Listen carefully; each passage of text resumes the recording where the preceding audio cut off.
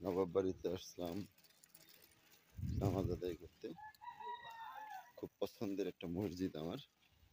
এই যে করতেছি, গেট পার হলাম। এটার আউটডোর ইনডোর আপনাদেরকে দেখানোর চেষ্টা করতেছি, আপনাদেরও আশা করি ভালো লাগবে। এখন উজু করবো, উজু করে জোহরের নামাজ আদায় করবো।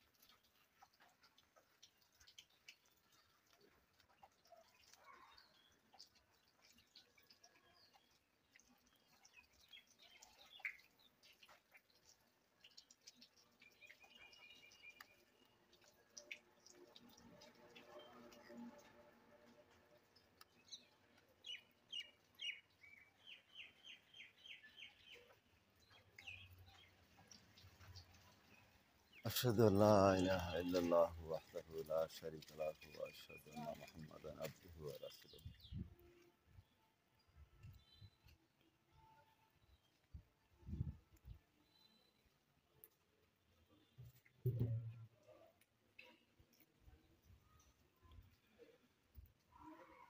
سبحان الله।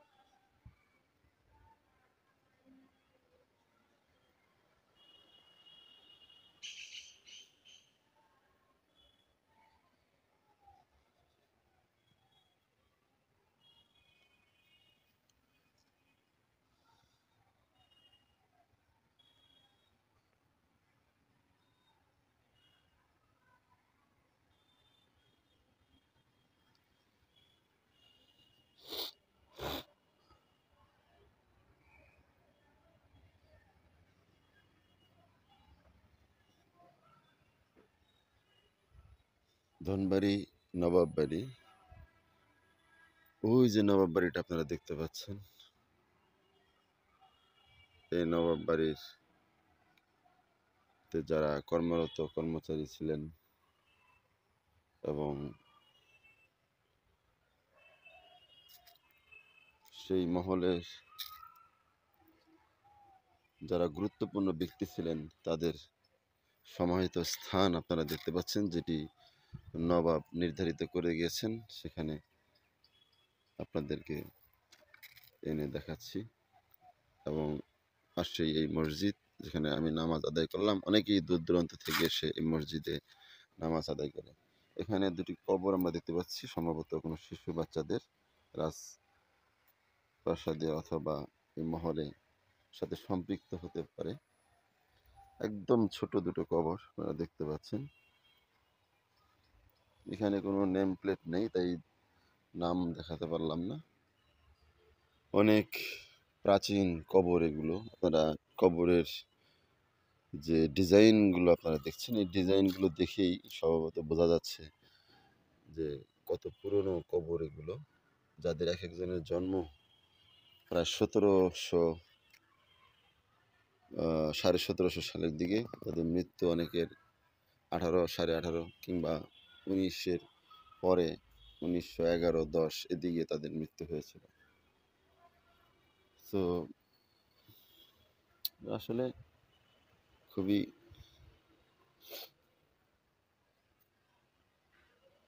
স্মৃতিময় একটি জায়গা।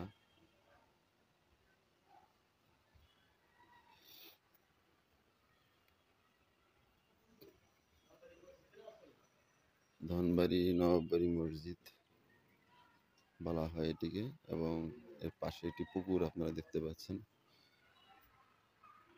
এখানে পুরুষদের নামাজ শেষ হয়ে গেলে সে নামাজ পড়েন, যদিও নির্দিষ্ট স্থান দেওয়া আছে মহিলাদের এখানে, তারপরেও এখানে ওনারা পড়তে স্বাচ্ছন্দ্য বোধ করেন, তাই এখানে পড়ে থাকেন।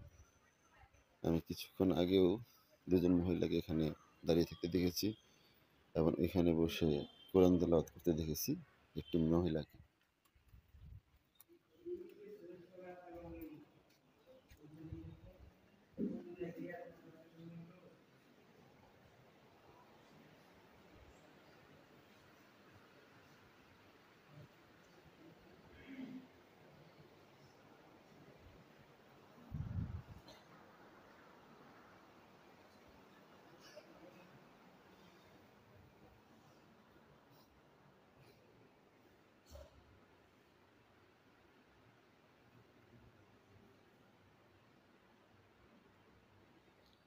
এবং কথিত আছে যে এই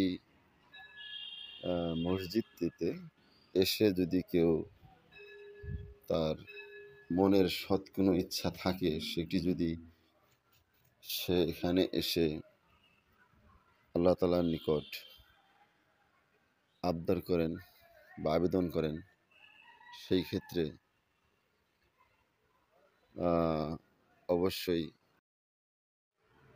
যদি সৎ নিয়তে কেউ আসলে এখানে এসে আল্লাহ তাআলার কাছে ক্রন্দনরত হয়ে আকুল আবেদন করতে পারে, শোনা গেছে যে সেটি আল্লাহ তাআলা কবুল করে নেন এবং তার সেই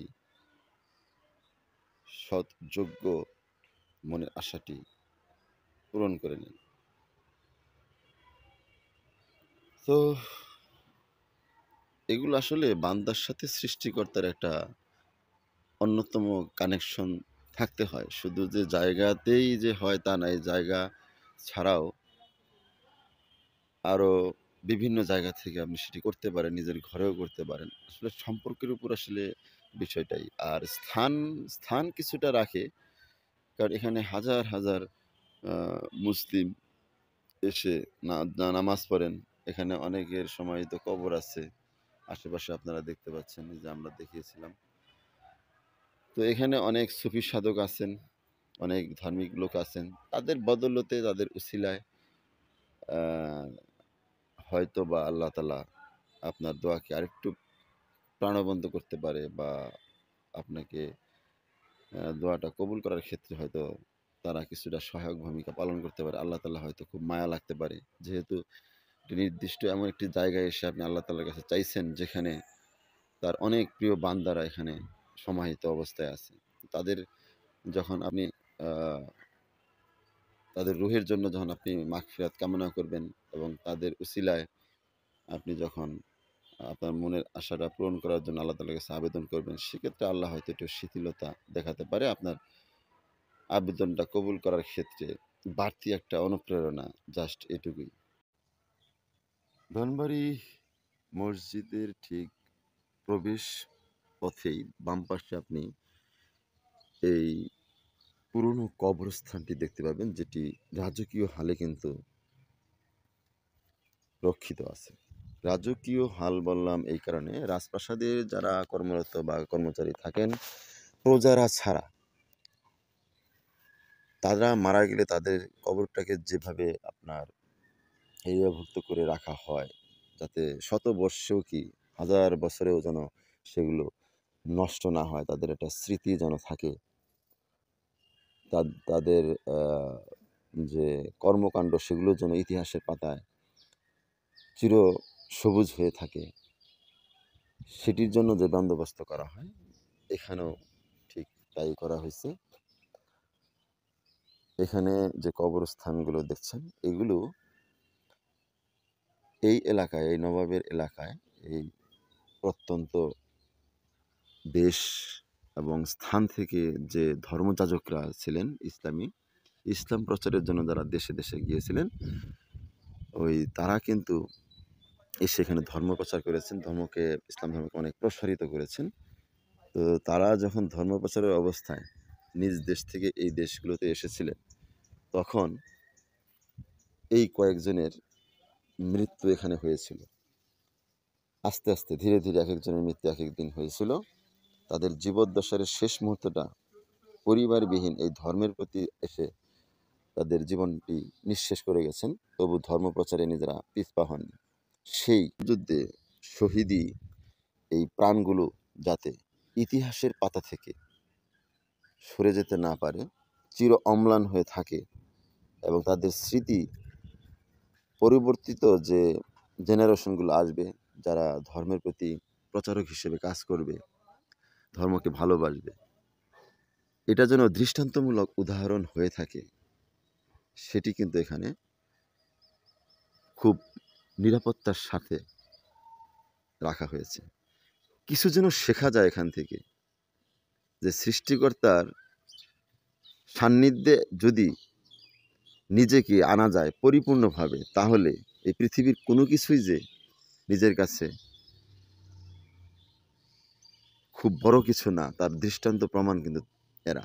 এদের ধন সম্পত্তি, বাড়িঘর, টাকা পয়সা সব কিছু ছেড়ে, নিজেদের এলাকার ধন সম্পদ, বাড়িঘর, পরিবার পরিজন, আত্মীয় স্বজন ছেড়ে একমাত্র সৃষ্টিকর্তার যে সত্য ধর্ম ইসলাম, সেটিকে প্রতিষ্ঠিত করার জন্য ওনারা সৃষ্টিকর্তা প্রদত্ত নিবেদিত প্রাণ সৃষ্টিকর্তার জন্য রাস্তায় যে নিবেদন করেছেন, সেটির দৃষ্টান্তমূলক, ঐতিহাসিকমূলক মানে এই স্বাক্ষরটা থাকার জন্যই বা রাখার জন্যই এখানকার এই কুটিরের যিনি নবাব ছিলেন, উনি সেই স্মৃতি স্বাক্ষরটাকে এইভাবে ফ্রেমবন্দি করে রেখেছেন, এখান থেকে নতুন প্রজন্ম শেখার জন্য যে আসলে মানুষের পৃথিবীটা ক্ষণস্থায়ী।